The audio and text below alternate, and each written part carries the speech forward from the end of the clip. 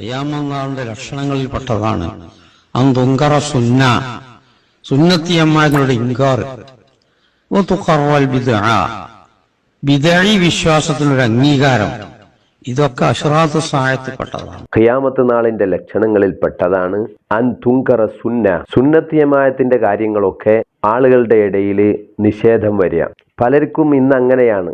പഴയ കാലത്ത് ചൊല്ലിയ റാത്തീബുകള്, മൗലിദുകള്, അതുപോലെ സ്വലാത്തിൻ്റെയും ദിക്റിൻ്റെയും ഒക്കെ മജ്ലിസുകൾ, അതൊന്നും ഇപ്പോൾ വേണ്ടാന്നുള്ള ചിന്ത വരിക. ഇത് ഖിയാമത്ത് നാളിൻ്റെ ലക്ഷണമാണെന്നാണ് മുത്തുനബിൻ്റെ ഹദീസ് ഉദ്ധരിച്ചുകൊണ്ട് ഉസ്താദ് പറയുന്നത്.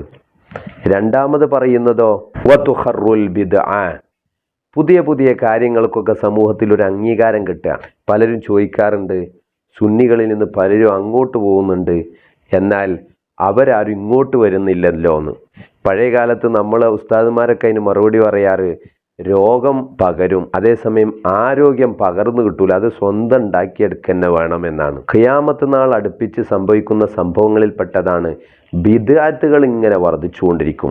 ബിദ്അത്തിന്റെ അഹ്ലുകാരിങ്ങനെ കൂടിക്കൂടി വന്നുകൊണ്ടിരിക്കും. അതുകൊണ്ടാണ് സുന്നികളിൽ നിന്ന് പലപ്പോഴും അങ്ങോട്ട് പോകുന്നുണ്ടെങ്കിലും അവരിൽ നിന്ന് പലപ്പോഴും ഇങ്ങോട്ട് വരുന്നത് അത്രത്തോളം നമ്മൾ കാണാത്തത്. അത് ഖിയാമത്ത് നാളിൻ്റെ ഒരു ലക്ഷണമാണ്. അങ്ങനെ അവസാന കാലം വരുമ്പോൾ അല്ലാഹ് എന്ന് കൃത്യമായി പറയാൻ പറ്റുന്ന ആളുകളില്ലാത്തൊരു സാഹചര്യം വരുമെന്ന് മുഹമ്മദ് റസൂലുള്ളാഹി സ്വല്ലല്ലാഹു അലൈഹി വസല്ലമ തങ്ങൾ പഠിപ്പിച്ചു. എപ്പോഴും മനസ്സിലായി, രാഷ്ട്രീയത്തിൻ്റെ പേരിലായാലും മറ്റേത് വിഷയത്തിൻ്റെ പേരിലായാലും സുന്നത്തി ജമാഅത്തിനേക്കാൾ പ്രാധാന്യം ഒന്നിനും നമ്മൾ കൊടുക്കാൻ പാടില്ല.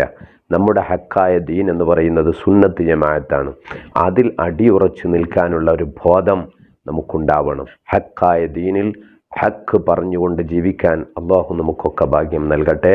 അസ്സലാമു അലൈക്കും വറഹ്മത്തുള്ളാഹി വബറകാതുഹു.